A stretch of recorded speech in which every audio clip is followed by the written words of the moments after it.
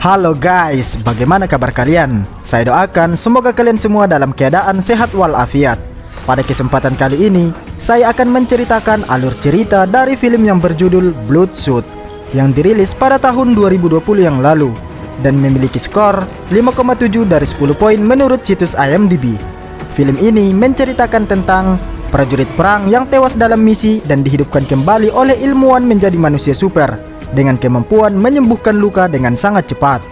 Film keren ini hasil karya sutradara Dave Wilson dan tentunya masih diperankan oleh aktor-aktor terbaik yaitu Vin Diesel, Guy Pearce, Eiza Gonzalez, Lamorne Morris, dan kawan-kawan. Tanpa berlama-lama lagi, mari kita saksikan alur cerita film Bloodshot.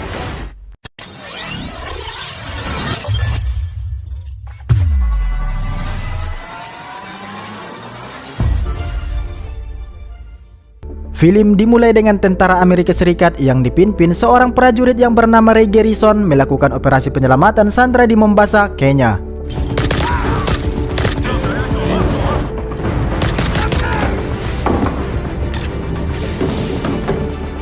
Penjahat yang tersisa kemudian meminta Ray menyiapkan sebuah helikopter dan menyuruh semua rekan-rekannya mundur.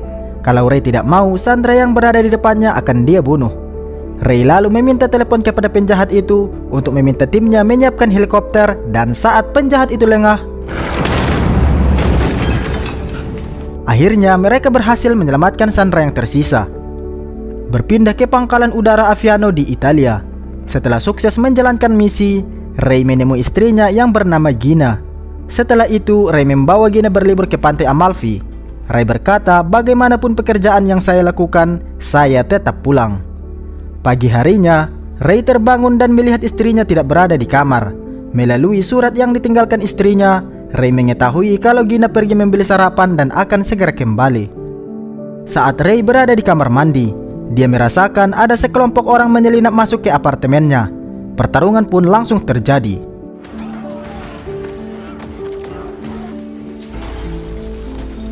Ray yang khawatir dengan Gina langsung bergegas mencarinya. Saat keluar dari apartemennya, dia menabrak seseorang. Seketika tubuhnya menjadi lemas dan tak berdaya. Ternyata dia sudah dibius oleh orang yang dia tabrak tadi.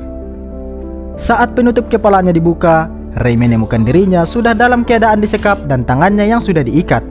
Penjahat itu mengatakan kalau dirinya bernama Martin X. Martin bertanya bagaimana tentara Amerika Serikat mengetahui tentang para sandera yang berada di Mombasa, Kenya. Karena Ray tetap bungkam tidak mau angkat bicara, Martin kemudian mengeluarkan Gina, istrinya Ray. Dia mengancam Ray akan membunuh Gina jika Ray tetap tidak mau memberitahu siapa informannya. Ray menjawab kalau dia hanya ditugaskan menyelamatkan Sandra dan tidak tahu tentang siapa informan mereka. Martin yang kecewa lalu membunuh Gina dan Ray.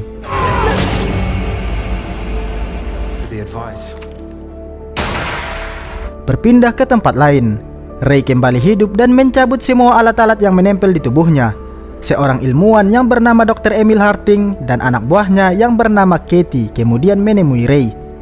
Emil berkata kalau Ray sekarang berada di fasilitasnya yang bernama Aresti atau Rising Spirit Technologies. Emil menjelaskan kalau Ray sebelumnya telah terbunuh dan militer Amerika Serikat telah mendonasikan tubuh Ray kepada perusahaannya. Ray yang kehilangan sebagian ingatannya meminta Dr. Emil memberitahunya siapa keluarganya. Katie menjawab kalau militer Amerika Serikat hanya mendonasikan jasad prajurit yang tidak diakui keluarganya. Jadi mereka tidak tahu siapa keluarga Ray.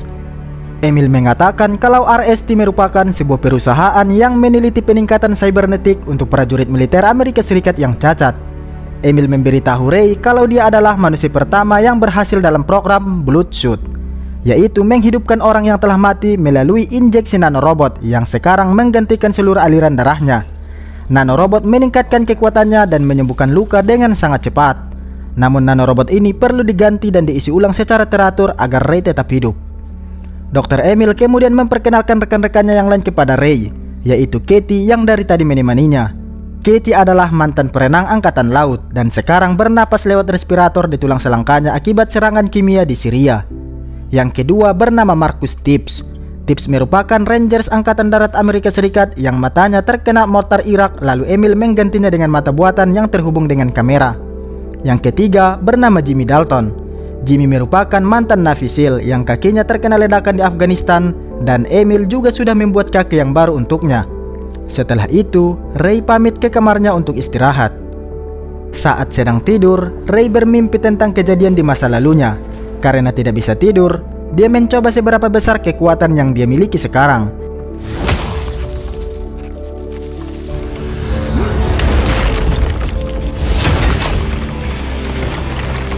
Ray sangat senang dengan kekuatan barunya. Setelah itu, Katie menemuinya.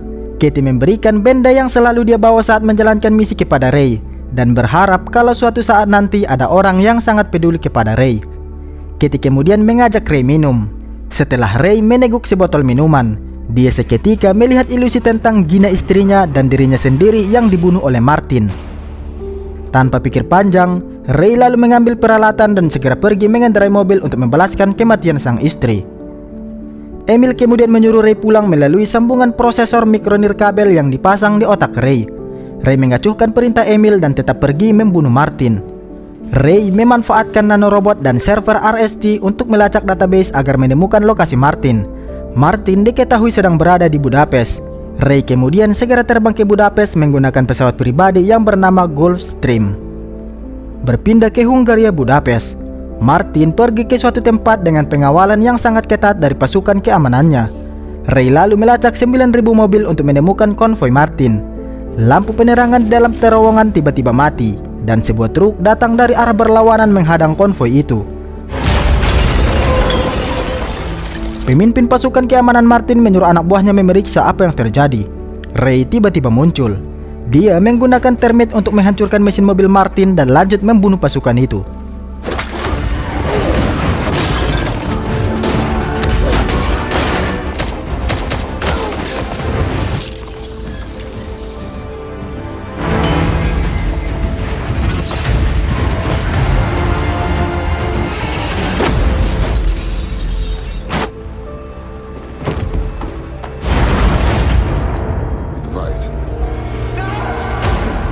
Akhirnya Ray berhasil membunuh Martin. Berpindah ke landasan udara Ortokol di Hungaria. Katie, Tips, dan Jimmy datang menjemput Ray karena Ray harus segera isi ulang nanorobot di tubuhnya. Sesampainya di RST, Jimmy menemui Ray dan mengatakan semuanya. Sebenarnya, mereka hanya memanfaatkan tubuh Ray untuk membalaskan dendam mereka. Mereka membuat simulasi kematian Gina dan mengganti wajah orang yang membunuh Gina dengan wajah musuh mereka, lalu memanfaatkan Ray untuk membunuh orang itu. Jimmy kemudian menekan tombol agar Ray lupa dengan apa yang dia alami. Anak buah Emil yang bernama Eric kemudian membuat simulasi yang baru tentang pembunuhan Gina, istrinya Ray. Eric mengganti wajah Martin yang telah Ray bunuh dengan wajah Nick Beris. Martin dan Beris merupakan rekan Emil dalam membangun perusahaan RST. Ternyata Emil ingin menyingkirkan rekan-rekannya tersebut. Katie kemudian menemui Emil. Dia sangat tidak setuju terhadap perbuatan Emil yang selalu memanfaatkan Ray. Emil menjawab kalau ini adalah percobaan terakhir yang akan dilakukan terhadap Ray. Setelah itu, dia akan menjual teknologinya kepada penawar tertinggi. Katie diketahui sekarang bernapas dengan teknologi buatan Emil, jadi dia tidak bisa melawan Emil dan hanya bisa menuruti perintahnya saja. Setelah semua rencana sudah dipersiapkan, adegan kembali seperti semula, yang dimulai dari Emil menjelaskan kalau dia telah menghidupkan Ray kembali dengan bantuan nanorobotnya, memperkenalkan rekan-rekannya. Katie yang mengajak Ray minum hingga dia mengingat kembali kejadian tentang pembunuhan Gina, istrinya. Saat Ray kembali pergi mengendarai mobil untuk membalas kematian istrinya, Emil mencoba berkomunikasi dengan Ray menggunakan prosesor mikronirkabel yang dipasang di otaknya. Saat Emil menyuruh Ray untuk kembali ke RST, Ray menolak dan tetap melanjutkan ingin membunuh orang yang membunuh istrinya. Saat Emil bertanya siapa yang membunuh istrinya, Ray menjawab Nick Beris. Ray kemudian melacak lokasi Beris yang sedang berada di Sussex Timur, Inggris. Setelah sampai di markas Beris, Ray pura-pura mati saat terkena 4 tembakan agar dia dibawa masuk ke dalam markas Beris. Sementara di dalam markas Beris, salah satu anak buahnya menyuruh seorang pria yang bernama Wilfred Wiggins, yang merupakan programmer sewaan Beris, membawa benda ciptaannya yang berada di dalam koper. Eric ternyata mengenal Wiggins.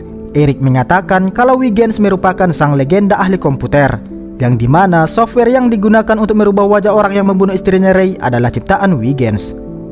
Ray yang sudah berada di dalam markas Beris kemudian bangkit dan lanjut menghajar semua anak buah Beris.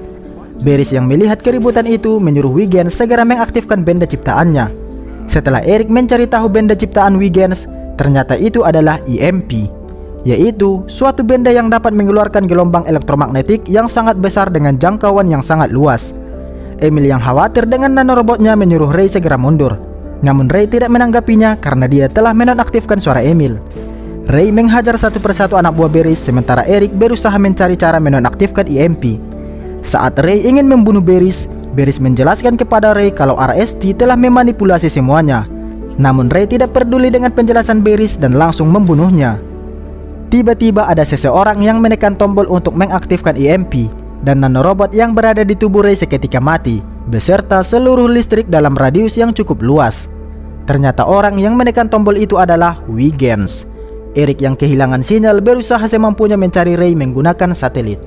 Setelah itu, Huygens berusaha menghidupkan Ray kembali.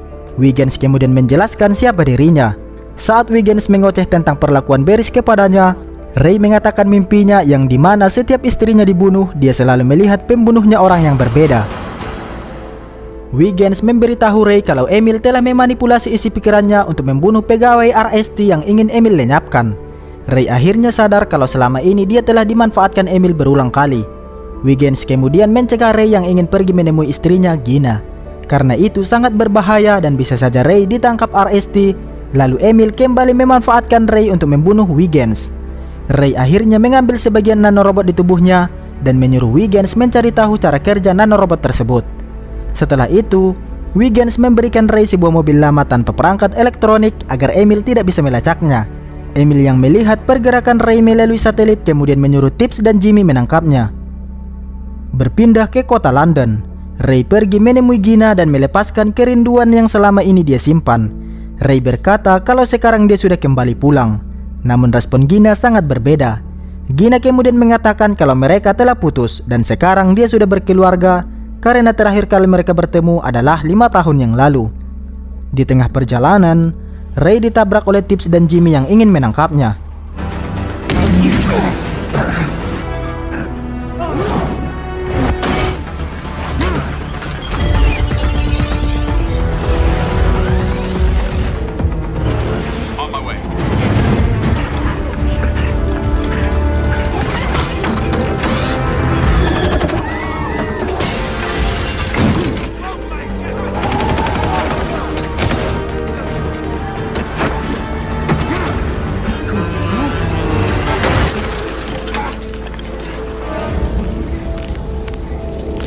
Saat Ray ingin membunuh Jimmy, Tibbs tiba-tiba datang menancapkan benda ke tubuh Ray.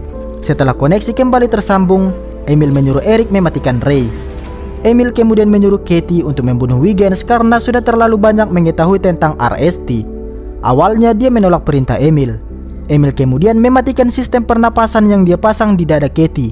Katie yang masih ketergantungan dengan teknologi Emil akhirnya terpaksa melakukan perintahnya. Berpindah ke Soho, kota London. Katie yang sedang menyamar berpura-pura meminta korek kepada Huygens. Huygens yang tertarik dengan Katie akhirnya memberikan koreknya. Seketika Huygens tak sadarkan diri akibat asap rokok yang dihasilkan Katie. Katie lanjut menghajar semua pengawal Huygens.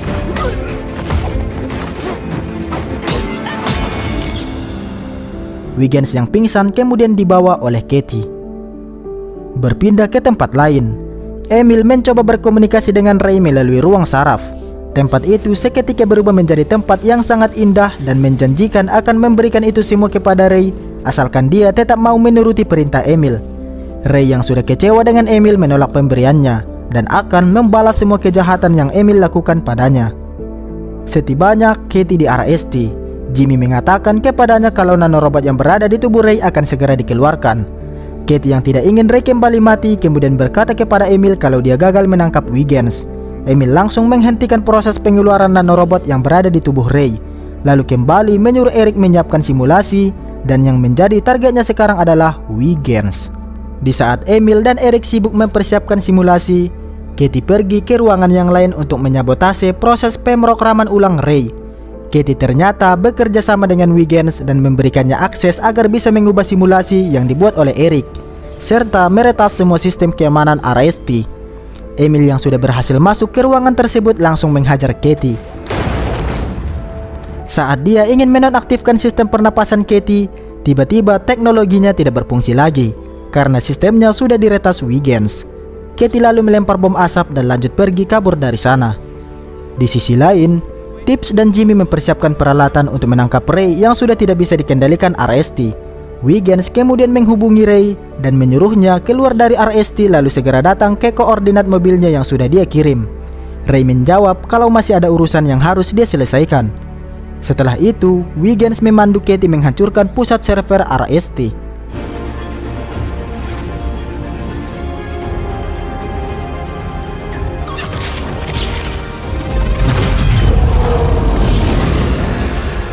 Kembali ke tempat Ray.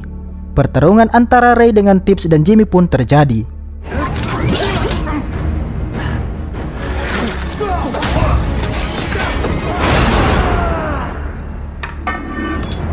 Right behind you, dropping in.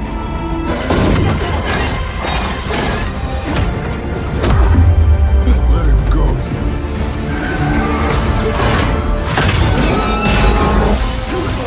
Dalam pertarungan tersebut, Jimmy tega menjatuhkan Tips untuk membunuh Ray, namun Ray mampu bangkit kembali.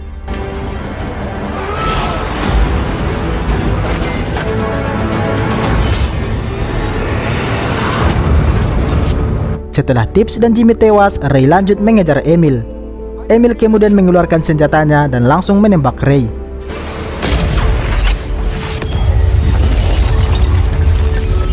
Tubuh Ray yang sudah hancur kembali utuh ke bentuk semula. Namun Huygens mendeteksi kalau level nanorobot yang berada di tubuh Ray semakin rendah. Jika Ray tetap bergerak, nanorobot yang berada di tubuhnya bisa mati, begitu juga dengan dirinya. Emil kembali menembak Ray dengan senjatanya. Namun kali ini, Ray berhasil menahan peluru Emil. Emil yang mengetahui kalau nanorobot yang berada di tubuh Ray sudah habis kemudian menantangnya. Ray lalu mengeluarkan dan menjatuhkan granat yang ditangkap dari Emil dan... Setelah kejadian tersebut, Huygens kembali menghidupkan Ray dengan nanorobot yang lebih canggih, sehingga Ray tidak perlu lagi untuk isi ulang. Ray pun sangat berterima kasih kepada Huygens. Ray kemudian menemui Katie yang sedang duduk menikmati keindahan alam. Ray berkata kalau masa lalu tidak menentukan masa depan, karena kita semua bisa memilih bagaimana masa depan yang kita inginkan. Huygens, Ray, dan Katie kemudian pergi mencari kehidupan yang baru. Dan akhirnya kita telah selesai menyaksikan alur cerita film Bloodshot ini guys. Semoga kalian semua bisa terhibur dengan alur cerita film Bloodshot yang saya bawakan. Jika suka dengan video ini, silahkan tekan tombol subscribe dan share-nya. Saya pamit undur diri, sampai jumpa di video saya selanjutnya. Bye bye.